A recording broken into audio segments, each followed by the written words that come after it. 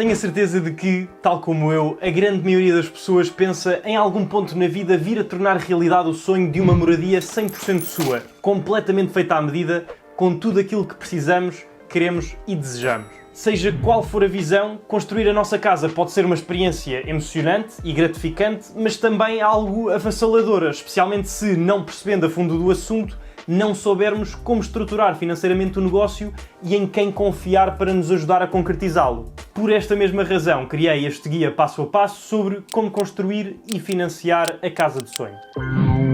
Cold pizza, Tuesday.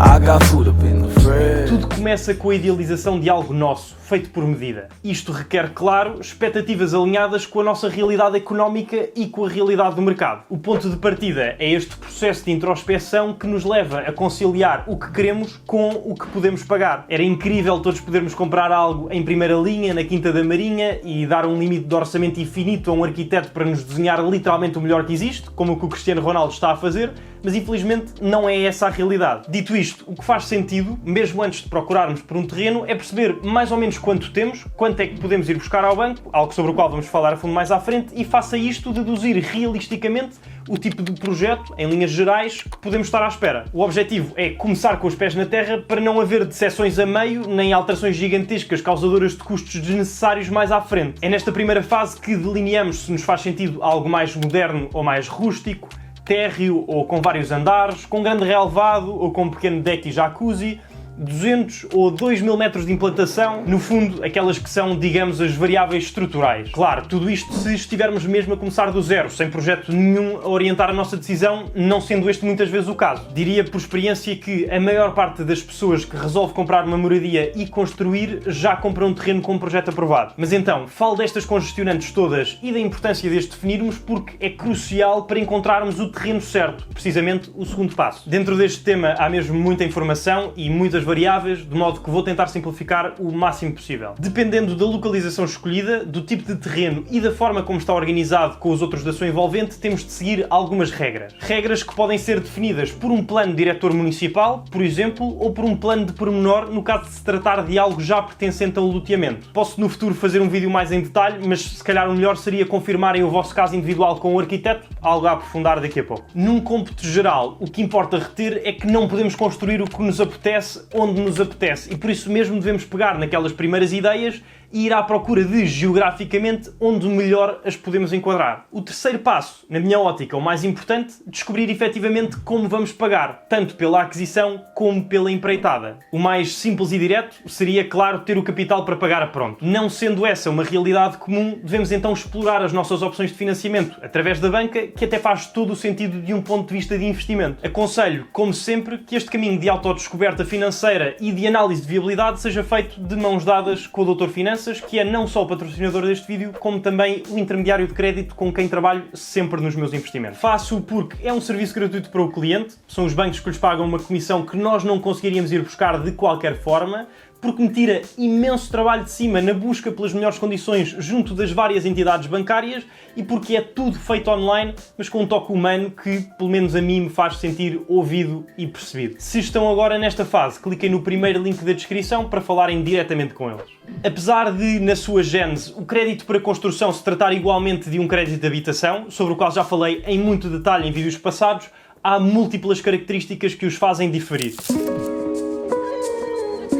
Em primeiro lugar, quando adquirimos algo que já existe, já construído, dá-se lugar à libertação total do capital pelo credor. Ou seja, uma casa custa 100 mil euros, concederam-me 90% de financiamento, vão-me dar os 90 mil euros assim que se realizar a escritura. Já no caso da autoconstrução, isto naturalmente não acontece. Dão-nos por norma 10% dos capitais sobre o orçamento da obra, sendo o restante libertado por tranches consoante a sua evolução. Estas tranches podem ser geridas como preferirmos, no entanto, quantas menos melhor, porque para cada uma tem de ser feita uma vistoria pelo banco, com um custo a rondar os 150 a 200 euros. Os últimos 10% só são libertos após o licenciamento final da casa. Durante o período em que a empreitada está a acontecer, existe uma chamada carência de capital, que pode ir até aos 24 meses, em que só é devida uma componente de juros em função do capital que vai sendo concedido. Se ao final destes 2 anos se perceber que vai haver uma derrapagem e vai demorar ainda mais tempo, é relativamente fácil pedir uma prorrogação de 6 meses ou até no máximo 12 meses,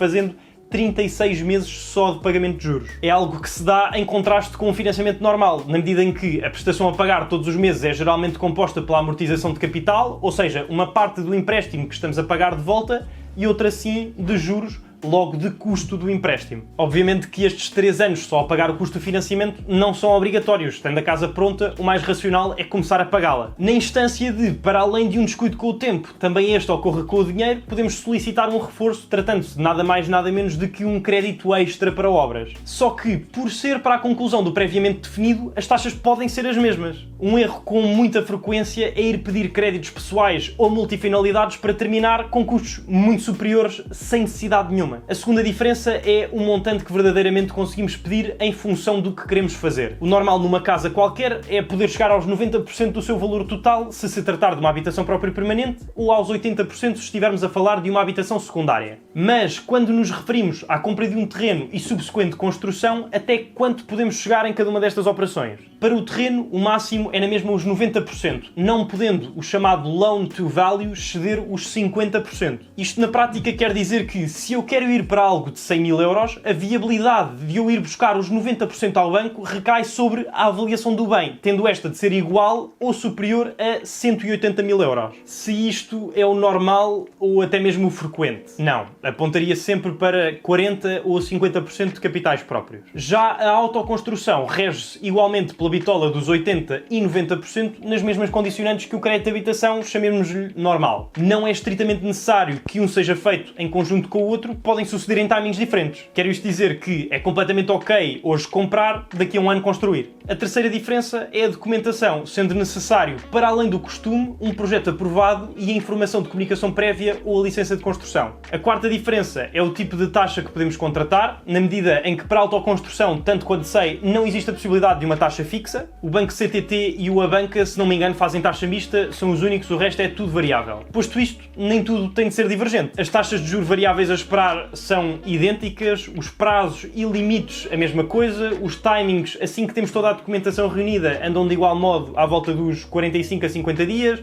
as garantias para o credor são o bem e todas as subsequentes benfeitorias, e tem lugar uma escritura de mútuo com a hipoteca. Com esta contextualização feita, podemos finalmente voltar à etapa número 3. Apesar de já termos iniciado o contacto com um banco ou com o Dr. Finanças através do primeiro link da descrição para percebermos inicialmente a viabilidade do que pretendemos, só nos são dadas propostas, depois de aceitos aprovações, se já existir um projeto e um orçamento, levando-nos diretamente ao próximo passo. A construção de uma moradia, ainda mais do que aquilo que acaba por acontecer quando compramos algo já feito, é inevitavelmente um jogo de parcerias. É impossível fazermos tudo sozinhos, por mais que às vezes dê vontade. Vamos ter sempre de contar com arquitetos para o projeto de arquitetura, engenheiros para as especialidades, a Câmara Municipal para aprovar isto tudo, um empreiteiro, os mais diversos profissionais subcontratados para a construção, um banco por aí fora. Como disse no início, é um processo pouco linear que só tem a beneficiar com a intervenção de profissionais sérios, com conhecimento e experiência para nos guiarem. Então, o passo número 4 é necessariamente escolher um gabinete de arquitetura que transponha para o papel o que temos na cabeça. Para esta decisão, há 3 principais aspectos a ter em consideração. A distância a que se encontram da nossa residência, o portfólio de projetos que têm e que se assemelham com a nossa ideia em mente, e a proximidade de contacto que dispõem com o município onde a queremos realizar. A proximidade por uma questão de comodidade a quando de eventuais reuniões, o portfólio por motivos óbvios e a rede de contactos para facilitar todo o diálogo com os técnicos responsáveis pela aprovação. Etapa número 5 é encontrar o gabinete de engenharia para fazer os projetos das especialidades, que contemplam coisas como o saneamento, a canalização, o gás, as telecomunicações, a eletricidade e outros que complementam a arquitetura. O ideal seria contratar logo uma empresa que junte estas duas vertentes. Não sendo possível, por alguma razão, pelo menos já terem trabalhado em conjunto é uma mais-valia. Quando ambos estiverem terminados, é tudo submetido à Câmara e os timings vão diferir muito, não só de município para município, como também em função da altura do ano, do grau de conformidade com o pretendido, enfim, 30 por uma linha. O normal é ser uma jornada de 12 meses, com muita sorte, meio ano. Com algum azar, vai para os 2. Segue-se, em 6º lugar, a procura por um empreiteiro. É a pessoa que vai coordenar as entradas e saídas de pessoal consoante as fases da empreitada, encomendar o material, no fundo, gerir tudo. Entre outros, deve ter um alvará válido, um seguro ativo e um engenheiro civil responsável. Esta figura estará encarregue da supervisão dos trabalhos dos canalizadores, dos pedreiros, dos eletricistas, toda a gente e do livro de obra. Isto é o registro de todos os factos relevantes relativos à execução da construção, em parte para que a tarefa de fiscalização dos funcionários municipais seja facilitada. A escolha desta empresa deve ter base em dois determinantes aspectos: a referenciação de amigos ou conhecidos e a concretização de serviços semelhantes na mesma área de atuação. No acordo entre as partes, é sobretudo de extrema importância assentar as penalizações e indemnizações por incumprimento e a cargo de quem ficam as despesas no decorrer do tempo. Em última análise, se o construtor falir, podemos substituí-lo sem qualquer problema, fora o provável buraco financeiro da nossa parte. Uma especialista de crédito do Dr. Finanças falou-me do caso de alguém que entregou 70.000 euros a uma empresa fictícia. Outro aspecto a que devemos ter atenção. Em conjunto com pessoas que pegam no dinheiro e fogem, pegam no dinheiro para colmatar contratos anteriores, pegam no dinheiro e fazem tudo mal, enfim, 30 por uma linha. Em sétimo e último lugar está a emissão da licença de utilização no seguimento de uma comunicação à Câmara Municipal, claro, caso não tenha havido alterações ao projeto inicial. Evidente que, pelo meio, pode acontecer uma avalanche de peripécias alteradoras deste rumo e, na verdade, cada um dos passos poderia dar aso a um vídeo completo. Ainda assim, a título de síntese, creio ser esta uma boa linha orientadora para alguém que esteja agora a pensar em mergulhar neste mundo. Se ainda estão mais atrás na caminhada, talvez a tentar identificar como optar pela melhor proposta de financiamento, sugiro que vejam de seguida este vídeo que pode ser extremamente útil. Subscrevam o canal para não perderem os próximos, desejo-vos tudo bom, um abraço e um ótimo início de ano a todos.